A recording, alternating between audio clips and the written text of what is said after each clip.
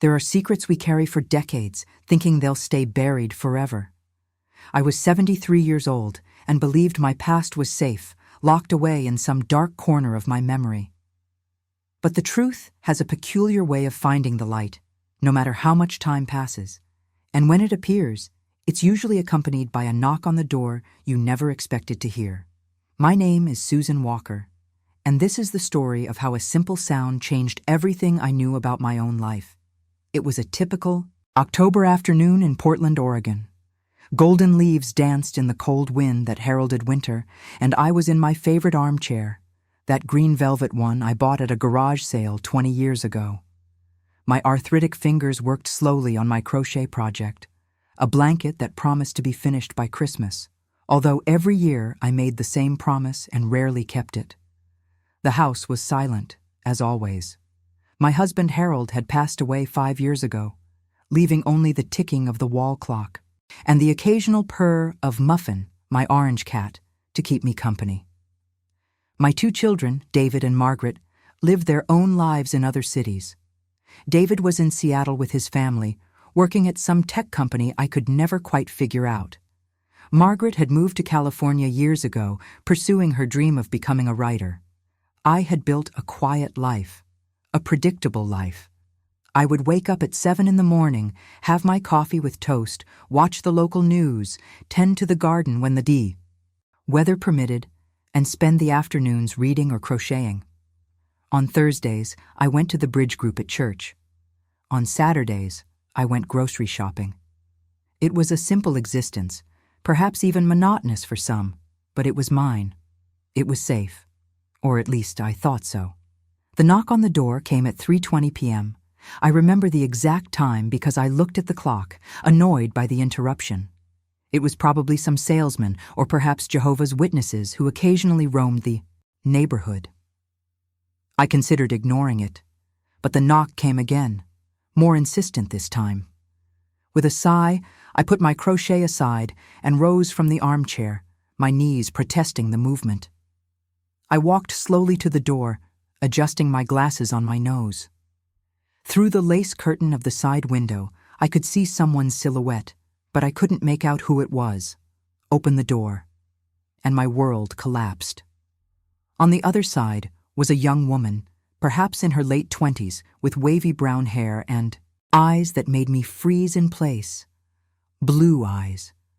Not just any blue, but that specific shade of blue-gray that I hadn't seen in decades. The same eyes that looked back at me in the mirror when I was her age. "Susan Walker?" she asked, her voice trembling slightly. I gripped the doorframe, feeling my legs weaken. "Yes," I managed to answer, my mouth suddenly dry. "My name is Emma," she said, and then paused, as if gathering courage. "Emma Rose Thompson. I think you're my grandmother." The world around me began to spin. It couldn't be. After all these years, after all the effort to forget, to move on, to build a new life, it couldn't be happening. "You must be mistaken," I said, my voice coming out harsher than I intended. I started to close the door, but she put her hand against it. "Please," she pleaded, "I just need a few minutes. I've driven all the way from Denver. Just give me a chance to explain." There was something in his eyes, a mixture of hope and despair that deeply affected me. Against my better judgment, against all the instincts screaming at me to close that door and lock that past out, I took a step back. "Come in," I said softly. Emma entered cautiously, as if she feared I might change my mind at any moment. She looked around the living room, absorbing the details. The family photos on the fireplace, the out-of-tune piano in the corner, the stacks of magazines and books piling up on every available surface.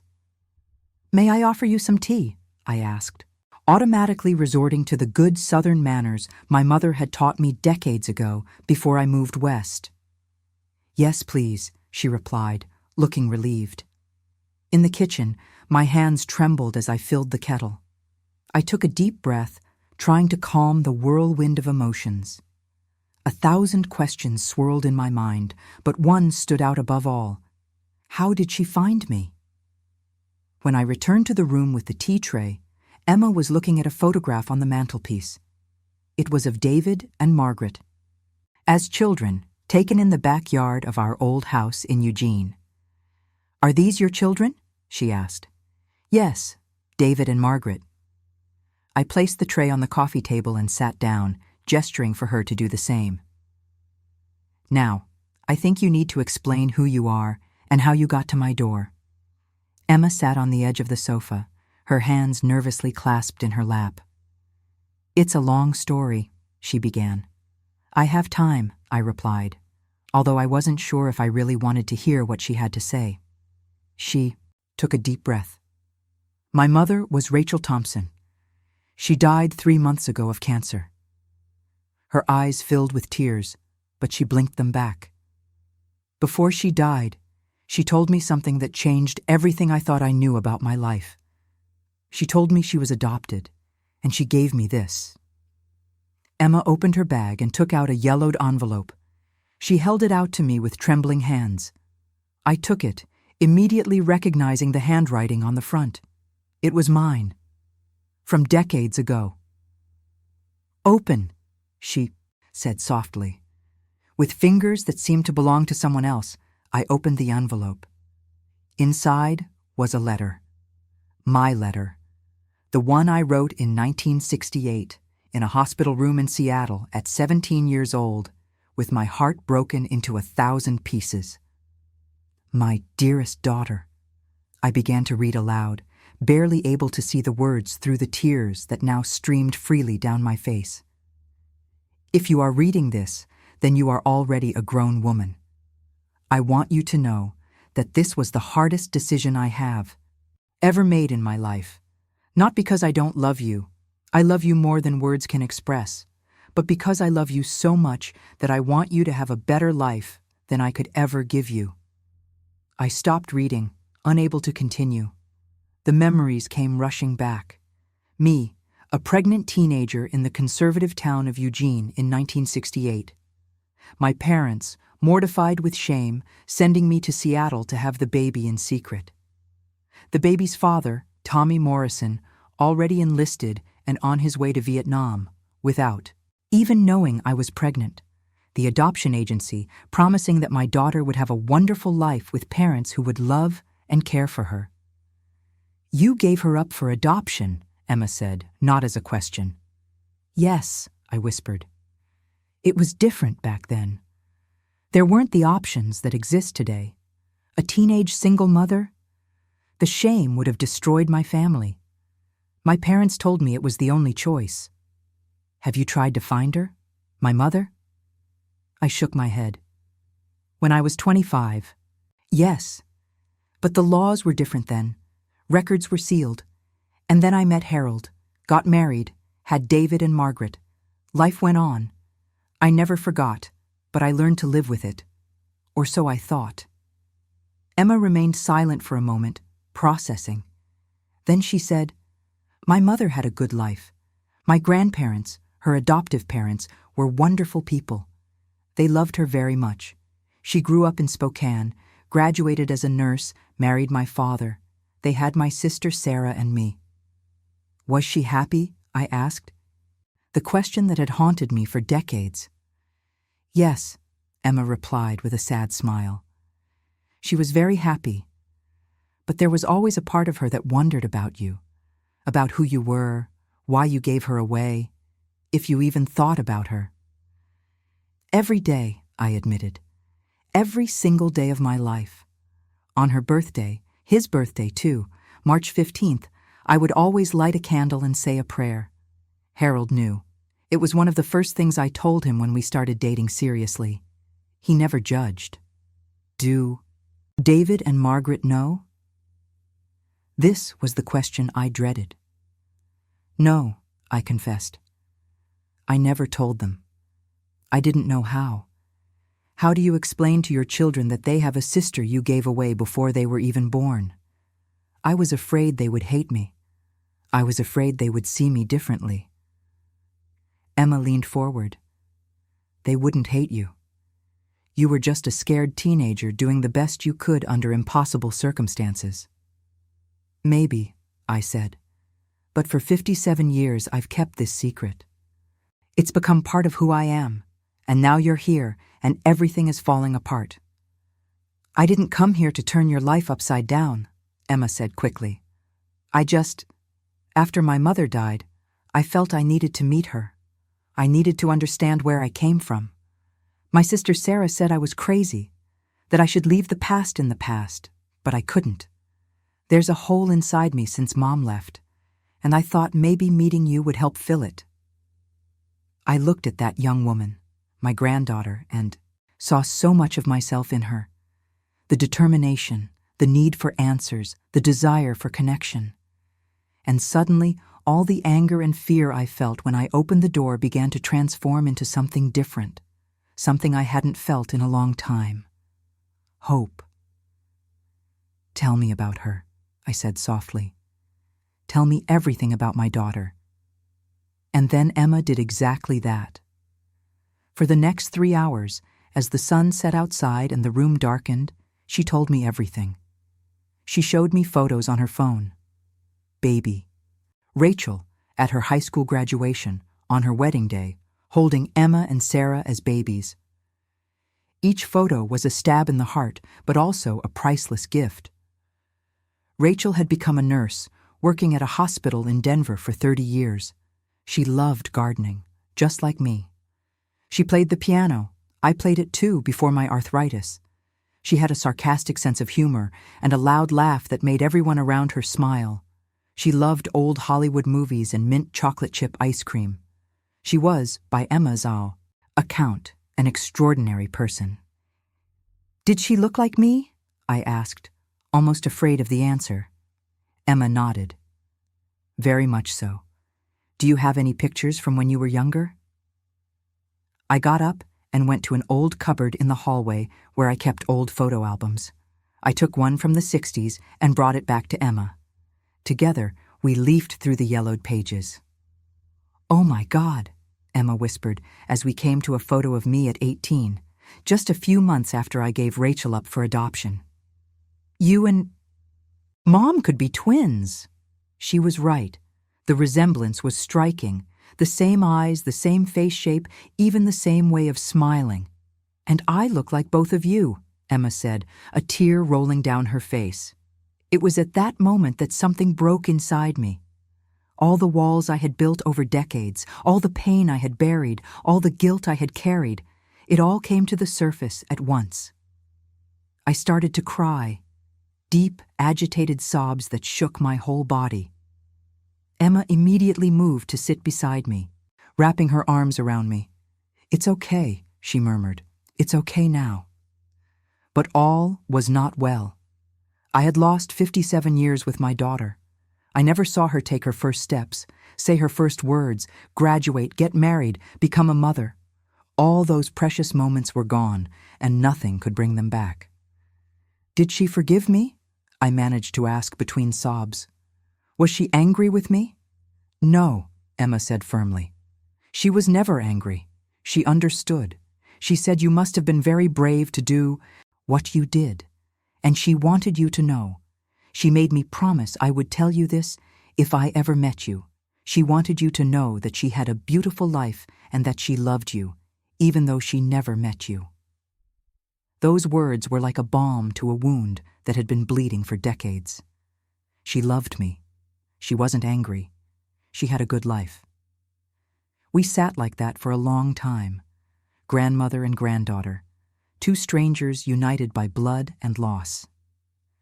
Eventually, my sobs subsided to occasional sniffles. What happened to her father? Emma asked softly. Tommy, you said? He died in Vietnam, I replied. 1969. I received a letter from his mother a few months after he left. He never knew about the baby. I was going to tell him, but then he was drafted, and everything happened so fast. I thought I would wait until he came home, but he never did. Did you love him? I was young, I said. What did I know about love at that age? But yes, I thought I was in love. He was sweet and funny and made me feel special. We were just kids playing at being adults, with no idea how things could go wrong so quickly. The clock struck 6, bringing us back to the present. "You must be hungry," I said. "Let me make something for us to have for dinner." "You don't have to do that," Emma protested. "Please," I insisted.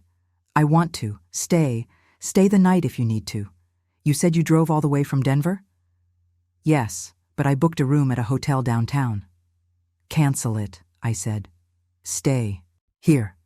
We have 57 years to make up for. At least let me make dinner." Emma hesitated, then smiled. "I would love that." In the kitchen, while I was preparing my famous roast chicken, the same one I used to make for Harold and the kids every Thursday, Emma helped me peel potatoes. We talked about everything and nothing. She told me about her job as an elementary school teacher in Denver, about her fiancé Marcus, about her sister Sarah, who was a lawyer in Chicago. Sarah didn't approve of, "You coming here?" I asked. Emma grimaced.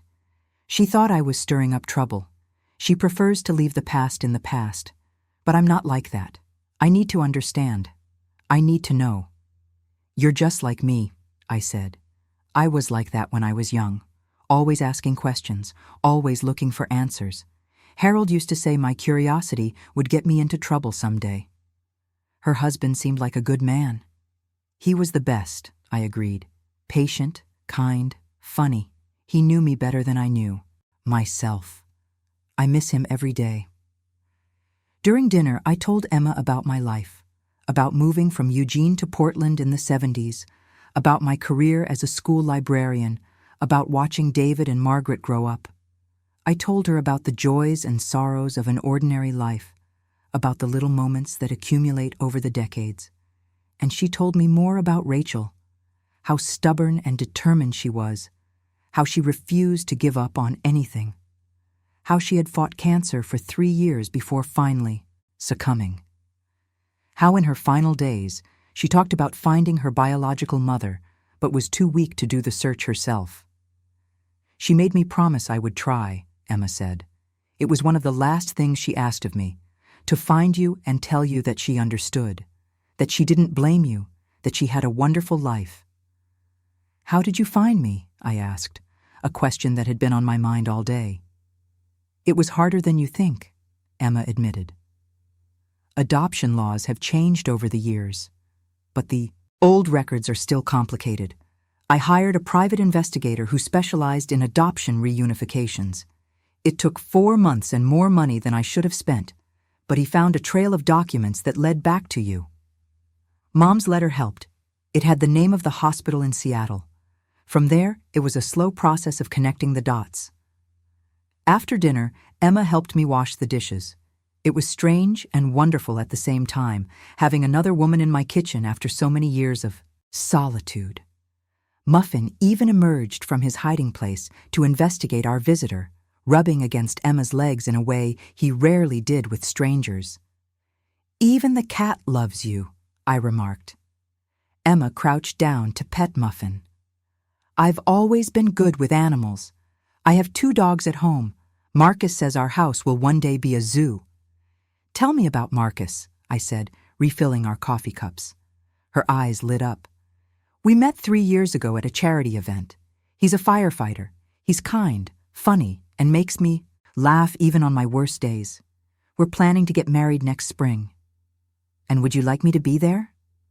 The question slipped out before I could stop myself. Emma took my hand. "More than anything in the world.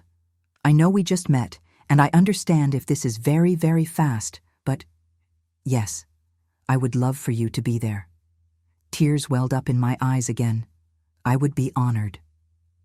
We talked late into the night, sharing stories, laughing and crying alternately. At 11 o'clock, I insisted that Emma stay in the guest room. I gave her one of my clean nightgowns and an old but comfortable dressing gown. "Thank you," she said, hugging me tightly, "for letting me in, for sharing your stories, for not sending me away." "Thank you for coming," I replied, "for being brave enough to meet an old woman you didn't even know, for giving me this gift." That night, lying in bed, I looked at the ceiling and thought about all the twists and turns life takes. How a single moment, a single decision made, decades ago, can reverberate through time in ways we could never imagine. I had spent 57 years carrying guilt and regret, and now, in a single day, so much of that weight had been lifted. Rachel had a good life. She didn't hate me. She understood. And her daughter, my granddaughter, was sleeping in the next room. The next morning I made pancakes, another specialty of mine.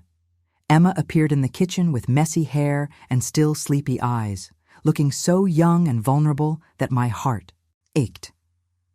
"Did you sleep well?" I asked. "Better than I've slept in months," she admitted. During breakfast, we discussed what would come next.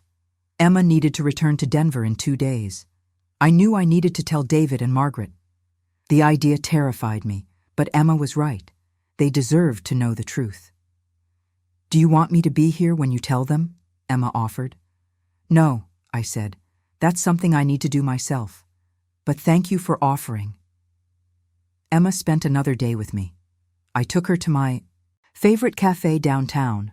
We showed her old photos, and I visited the cemetery where Harold was buried. I introduced her as my granddaughter to the cafe owner, Mrs. Patterson from the church, and the young man who worked at the florist. Every time I said the words, "my granddaughter," I felt a small wave of joy. When it was time for Emma to leave, we stood on the balcony for a long moment, neither of us wanting to say goodbye. "This isn't goodbye," Emma said firmly. "It's just, see you later. I'll, be back for Christmas if you'll have me." "I would love that," I replied, my voice breaking. "And I will go to your wedding, I promise." "I know it will." Emma hugged me tightly. "I love you, Grandma." No one had ever called me that before. David and Margaret had made Harold Grandpa before he died, but I never had grandchildren of my own. Hearing that word, spoken with such affection, almost broke me again. "I love you too," I whispered, "more than you'll ever know." I watched his car disappear down the street, then went back inside my now silent house. But it was a different kind of silence than before. It was no longer the quiet of solitude, but the peace of someone who has finally made peace with their past. That night, I called David. "I need to talk to you and Margaret," I said. "It's important. Can you come this weekend?" He must have heard something in my voice because he didn't ask any questions. "Sure, Mom. Is everything all right?" "It is," I replied. "Actually, I think everything is finally all right."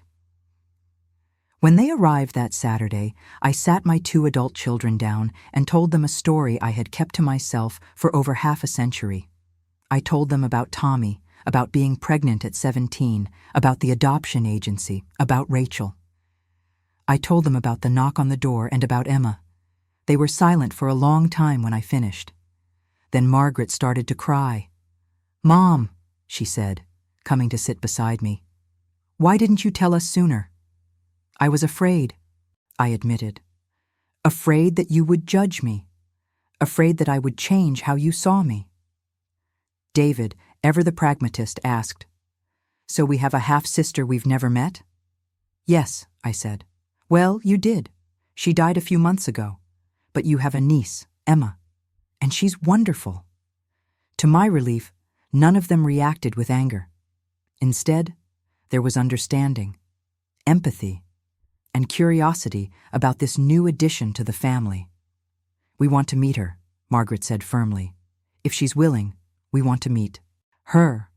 "I'll ask," I promised. In the following months, my life transformed in ways I could never have imagined. Emma returned for Christmas, bringing Marcus with her. David and Margaret came with their families. For the first time in years, my house was filled with life, laughter, and love. Sarah, Rachel's other granddaughter, eventually made contact as well. She was more reserved than Emma, more cautious, but equally curious about her roots. On Thanksgiving Day, I had a table full of family, some by blood, others by marriage, but all united by love. Emma got married the following spring, and I was there, in the front row, crying tears of joy as I watched my granddaughter walk down the aisle. Rachel should have been there, I thought. But somehow, I felt she was, in every smile of Emma's, in every gesture, in every laugh. Now, when I sit in my green armchair crocheting, the silence doesn't seem so heavy anymore. My phone rings regularly with calls from Emma, Sarah, Marcus. I have plans for vacations, visits, celebrations. I have a future stretching out before me, full of possibilities I thought I'd lost decades ago. I learned that it's never too late for the truth to come out. It's never too late for healing. It's never too late for love. I thought the past was buried, locked behind a door I would never open again. But when Emma knocked on that door, she didn't bring destruction or pain. She brought liberation. She brought forgiveness. She brought family. And she brought me back to life. And you, what did you think of this story? If she touched his heart in some way, leave a like and subscribe to the channel to hear more true and moving stories like this one. Tell me in the comments, which city are you watching from? I love knowing where our listeners are located around Brazil and the world. Remember, it's never too late to reconnect, to forgive, or to open the door when the past comes knocking. Sometimes, what we fear most is exactly what we need to set.